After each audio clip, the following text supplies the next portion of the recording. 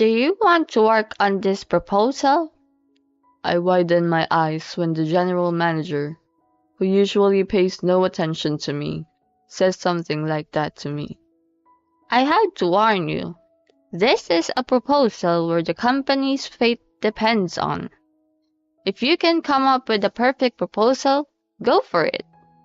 Does that mean he has faith in me?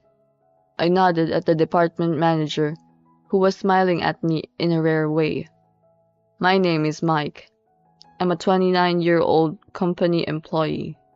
I joined this company after graduating from college, and for the first time in my life, I have someone I can call my best friend. His name is Henry. We were both new hires who happened to sit next to each other at the new hire orientation. I'm often said to be the athletic type with a lot of bravado, but Henry is the complete opposite, with a calm demeanor. At first, I wondered if I would be able to make it in such a big company. Henry and I were assigned to the same department. I took to the seniors, who liked me because of my natural cheerfulness, especially Angie, who was 2 years older than me and my mentor. You're very energetic. I like that, she said, and trained me thoroughly. Unlike me, Henry is a steady type of guy who doesn't flatter his seniors but always listens to what they say. Henry and I often collaborated and gradually started going out for drinks. While some of my peers quit because they thought the work was too hard, Henry and I were doing well. A few months ago, however, the head of our department changed. I was trying to find out what kind of person the new manager was like, but what I found out was that he has a strong dislike for people. He hates me completely. According to Angie, he doesn't like athletic people like me because they are too heated. However, I have no intention of changing my character because I think it's my charm, and I'm going to do my job well and get the department manager's approval. When Angie heard this, she smiled and said, "That's the spirit," to me. Angie said she had worked for the general manager before, but he liked her strangely and she was a little troubled by it. I was doing my job as well as I ever did, but the general manager told me that he didn't like me. "Hey, you over there! Get this done for me!" And he always forced me to do chores. Because of my competitive nature, I was always trying to show off my work to the head of the department so that he would recognize me someday. Henry once asked me why I was appealing so much to the manager. "Well, you want to be recognized, don't you?" Henry laughed at what I said. "Mike, you've got guts." I was more and more motivated by his words. A short time later, I was called in by the manager. "Do you want to work on this proposal?" Surprised by the manager finally approves of me, I say, "I'll do it." When I respond, the manager says to me, "I have to warn you, this is a proposal where the company's fate depends on it," he said. The manager asked me to submit a perfect proposal. I responded with enthusiasm, but the word perfect left me perplexed. However, the manager said he would consult with me if I had any problems, so I was relieved to hear that. The deadline was a month later. I started working on the proposal that day. A while ago, a proposal I had written was well received within the company. At that time, I thought the general manager didn't seem to be amused, but maybe he recognized my achievements and entrusted me with the project. Moreover, I was told that if we succeeded this time, it would be $1 million business, and I felt the weight of responsibility.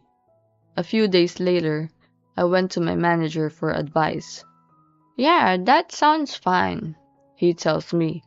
When I try to ask him a question, "Look it up on your own. I'm busy," he said, and blew me off. It was him who said he would consult with me. I was working late, worrying my head off. Then Henry comes to me. "Don't overwork yourself. I'm here to help." I nodded to his kind words. With the help of Henry, who continued to worry about me, I set a timetable for completing the project. Angie called me halfway through the project and told me that I should be able to meet the deadline. Angie looked over the project and said, "Yeah, it looks good," she told me. 1 week remains before the proposal is due. At that time, I was summoned to the conference room by my manager, who asked me about the progress of my proposal. I handed him a draft of the project. Then he flips through the proposal and starts laughing. I was puzzled. Then he started tearing up the proposal right in front of me. "Your proposal is trash," I muttered to myself as I looked at the torn-up proposal. My manager smirked and laughed. "I knew it'd be impossible for you. I told you at the beginning that the fate of our company depended on this. I told you to come up with the perfect proposal. Do you know what this means now?" He tapped me on the shoulder. I can't believe that someone would treat me like this after I spent every waking moment working on a proposal. Moreover, he said he would consult with me, so I asked him for advice, and yet he never helped me or gave me advice. And then he rips up my nearly finished proposal and throws it away. I was so shocked and I just nodded my head. He didn't even pay attention to me. "I can't finally get rid of you. I hate people like you. Did you really think I asked you to do this because I believed in you? No way! You're fired," he said. I lifted my head when he said those words. "You weren't able to submit a perfect proposal. Do you understand how important this is? It means you cause a loss to the company. You're fired for violating the terms of the agreement." The director told me this and I tried to respond. "But the proposal..." The director laughed off my words. "I've been preparing the proposal for months. I've had my people help me with it. And of course, my proposal is going to be accepted. You should just use up your PTO while you can. I'll tell HR and the section chief. You don't have to call them. Don't do anything unnecessary." I wonder if he had been making arrangements from the beginning to get me fired. I left the conference room with a nod, but it was already past the end of the workday. I packed my things and left the office with my shoulders slumped. I met Angie when I got out of the elevator. "You look unusually gloomy. What's wrong?" She asked me that, and I said in a lethargic tone, "I've been fired," and turned to leave. Angie grabbed my arm and tried to ask me what was going on, so I tried to summarize. Angie got angry with the manager and lost her temper. "It's fine," I said, and went home. Henry called me that night, but I couldn't pick up the phone because I didn't have the energy to talk to him. The next day, I was forced to take a paid day off, so I stayed home. My manager reminded me yesterday not to contact the company, so I couldn't do anything. My best effort to write a proposal went to waste. When I look at the computer screen where I was working on the proposal, I feel like crying. It felt so pathetic that I failed at something like this, and I also wanted to finish the proposal and slam it down. But my heart broke when I realized that not only I had the director never expected much from me in the first place, but that he had assigned me this job just to make me fail. Henry called me again that night, and I managed to pick up the phone and tell him what had happened yesterday, and he told me what had happened today. "The manager told me that you're fired because you violated the terms of the agreement." and the section manager doesn't seem to understand what's going on. So he asked me if I'd been contacted by you. The chief was told the manager not to contact you. On the verge of tears, I say, did I do something to upset him? I didn't think I would get fired. When I said this, Henry responds, about the general manager had fired someone in the past because he didn't like their attitude or something. The employee was forced to resign, but when I asked a senior colleague about it, she told me that he was fired by the department manager. I think he's a relative of one of the directors and has a big attitude because he's a well-connected employee. I see. He was a well-connected employee. I mean, don't the president and the board of directors know about this behavior of the general manager? I say, half in a huff. Then Henry said, I'm sorry, I'll let him know. He says, huh? What is Henry talking about? Henry continued to speak. What?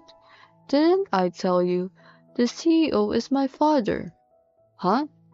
I couldn't hide my surprise at finding this out for the first time since I joined the company. Henry said he thought he told me. I heard that his father worked for the company, but I never heard that he's the CEO. I wondered why the CEO's son was a regular employee of the company. When I said that, Henry replied, I'm the youngest of three brothers, so I don't think I'm going to take over the company, he said. I'd heard he had two older brothers, but I'd never cared about Henry's family. I couldn't hide my shock, even though it wouldn't change my relationship with Henry. Then Henry says, what are you going to do about the proposal? He asked me. I can't do anything. The manager didn't want me to submit a proposal. I say this with resignation, and Henry's voice comes out unusually loud. Is that okay with you, Mike? That doesn't sound like you. That's when I had an epiphany. I knew I couldn't just sit here and rot. If I could at least finish the job, I might be able to get my feelings straightened out. Henry said he had his father's permission. I'll help you, and I'll be responsible for submitting it. I think your proposal was great. There's a need for it, so are you going to do it or not? He presses me. I push myself to finish the proposal. The next day, I went home to finish the proposal. Henry came to my house at night. I opened the door, and to my surprise, Angie was there too. Angie was smiling at me. You're doing something interesting, aren't you? I thought I'd help too. So, I let them both in. It was the weekend and we worked through the night to finish the proposal. Done, I said out loud and gave them both high fives. I'll hold on to this. Henry takes the proposal and puts it in his bag. A few days later, I got a call from HR and my resignation date was set. I would be lying if I said I had no regrets because I had completed my proposal. But I started thinking about making a decision and looking for a new job. On the day of my resignation, I went to work. Soon, it was time to start work, and the phone started ringing everywhere. After a while, the manager came to my desk. I thought he might say something sarcastic again, so I said something before he could open his mouth. I just came here to get my things and to say goodbye. Thank you for having me. I said this to the manager. Then suddenly, he says, It doesn't matter. We're getting a lot of inquiries about your proposal. It's $1 million business. You need to handle this right now. He tells me. I don't know what's going on, so I ask him, and he says that the phone is ringing non-stop. Most of the calls are inquiring about my proposal. Henry gave it to his father, the CEO, and the president gave the okay. So he proposed the project to all the suppliers at once. The general manager didn't know about it, and he's upset because of the inquiries. But that's not my achievement. Henry and Angie helped me make it happen. But isn't he being too cocky? I was getting angry at that thought. But you tore up my proposal, didn't you? All eyes in the office were on me in response to what I said. It's true that you told me to submit a perfect proposal, but even though you said you would consult with me if I had any problems, when I asked you for help, you didn't take me up on it at all. And when I showed you the proposal, you ripped it up and threw it away, saying it was nothing more than garbage. And when I couldn't submit a proposal, you said it was a violation of the terms of the agreement and you fired me. So what are you asking me to do? When I said that, the general manager frowned, but the phone kept ringing, so he asked me again. I don't care about that. Respond to these calls quickly, he said. I snickered like the director did to me. No, I'm fired, so excuse me. I don't feel like helping when you haven't offered me a single apology. With that said, I held my belongings and the manager grabbed me by the arm. Don't be ridiculous. I told you it's $1 million business. It's also my reputation at stake. Deal with it quickly. At that moment, I heard the noise of a camera shutter. Angie is pointing her phone at us. Boss, you're harassing him, Angie says, and the manager hurriedly removes his hand. Then Henry comes in. Sir, please apologize to Mike. I've already reported this incident to the CEO. You won't get to stay as the department manager for long. Hearing this, the manager goes, What's the meaning of this? And screams. I get in between Mike and the manager and say, Did you know that Mike is the son of the CEO? I didn't know either. The general manager's face turned pale as I laughed. So, the rumor about the CEO's son being a regular employee was true? The general manager is surprised, but everyone around him also widens their eyes. Henry says, My colleague was fired by you for no good reason. I wanted him to know the truth, so I reported it to my father, he said. Then there was a commotion. I looked at the door and saw the CEO of the company coming in.